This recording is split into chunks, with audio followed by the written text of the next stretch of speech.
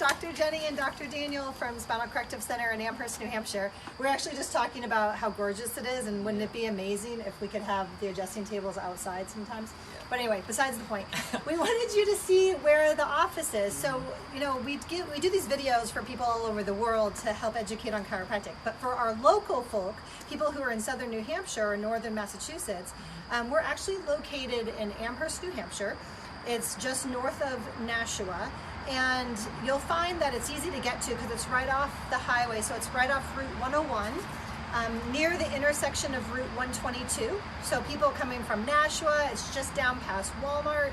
For people coming from Milford, it's just past Shaw's. If you know the area, you may know the landmark of Shoebox Shoe Store.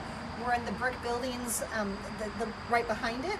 So Overlook Drive is right off Route 101A, which is called Amherst Street or Nashua Street, depends on where you're coming from. But you basically turn onto Overlook Drive. And we're the last office space on the ground floor.